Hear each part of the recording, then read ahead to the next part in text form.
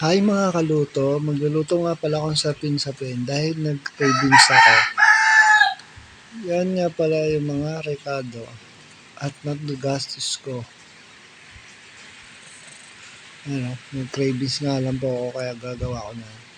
Una tayong lalagay yung rice flour o malagkit na biniling na bigas. 3 takal mahigit nilagay ko dyan. Basta sinobrahan ko, tatlo't 1/4 cup. Tapos asukal, 1/4. 1/4 na asukal lalagay ko dyan, kulay puti. Tikman nyo rin kung anong gusto yung tamis. Lagay na natin yung gata.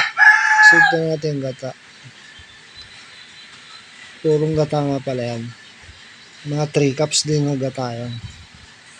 Ano, solid yan. Sunod, condense. Ano, pag tama na yung texture, haluin mo lang maigi. Ano ko yung texture. Yan. Sunod yan, sasalain natin para walang bubo, para makinis yung sapin-sapin natin. Pagkasala niyan, pwede niyan. Pagkasasunod natin gagawin yan, is tatakalin natin kung gaano karami. Hahatiin natin sa 3 yan eh. Ang total nga pala na ano ko dyan, mga 1/8 ml, 1,800 milligram. Tapos, yan, sasatiin natin sa 3, di tagti 600 sila. Lalagyan sa kada lagayan, tagti 600. Kasi 1/8 siya. Para pantay-pantay yung sapin-sapin natin. Yung taba niya. Sinutin na natin yan. Mahati na natin. Pagkatapos natin mahati, salin muna natin. Sinutin natin yan. Sayang eh. Sarap-sarap eh. Inapula na natin 3. Pare-pares yan. Titimpla ko ng vanilla muna, unang flavor. Ayan, haluin na natin yung vanilla.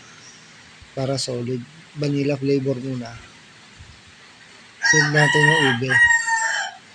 1 tablespoon nga pala yan. Ayan. Nilagyan 1 tablespoon na ube flavor. Para maganda tingnan. Haluin na natin hanggang makakuha natin yung kulay. Sunod natin yung pandan. Hindi masyado makulay yan, kaya dadagdagan ko yan ng food color para maganda tingnan. Kitang-kita yung pagka-green. Ayan o. Solid yan. Tapos, haluin na natin hanggang makuha natin yung kulay green na kulay. Pagkatapos yan, yung 3 yung molding natin, pambilao.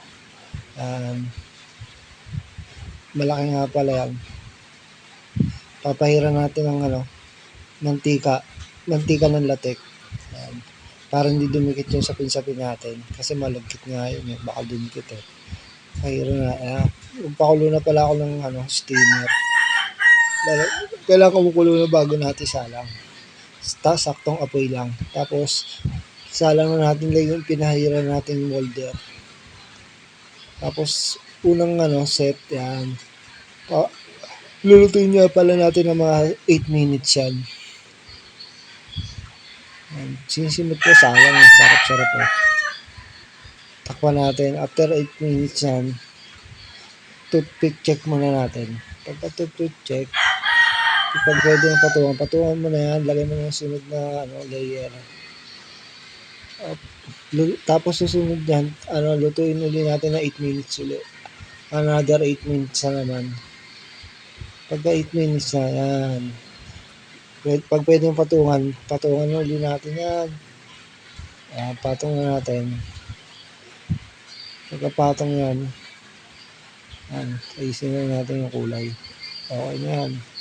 Tapos takpan uli natin. Lutuin na natin siya ng matagal-tagal. Matagal ko niluto yung mga 12 minutes. To check. Hindi pa masyado lutuin yung una kong check. Takpan uli natin. Hintayin natin 12 minutes. After 12 minutes siya na. Luto na yan. Pwede na yan. Takpan na lang natin para maluto maigi. Pero pinatay ko na yung apoy niyan. Pwede na yan. Tapos yan, hintayin na natin para patay yung apoy. Yung steam yan, para maluto pa siya maigi. Ano, lutong-luto na po yan. Ayan, luto na. Muusok pa. Wow, magic. Ayan. Tapos pinalamig ko na nga pala yan. Kaya sasalin ko na. Yung malamig na, sinalin ko na sa bilaong may dahon ng saging para maganda tingnan.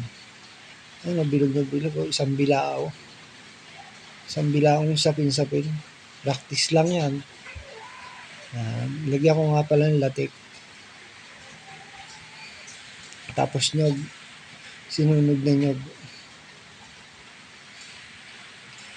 Para masarap. Sinunog na nyog na may asukal. Solid na. Kinalat ko muna. Tingnan nyo naman itsura niyan. Napaka-solid.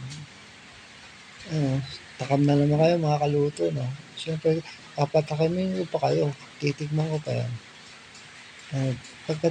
Tikman na natin yan. Ano, sarap. Napakasarap talaga. Solid. Grabe.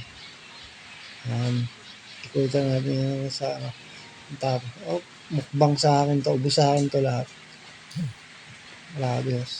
Salamat sa panonood ng video. Thank you. Sana natakam kayo. Thank you.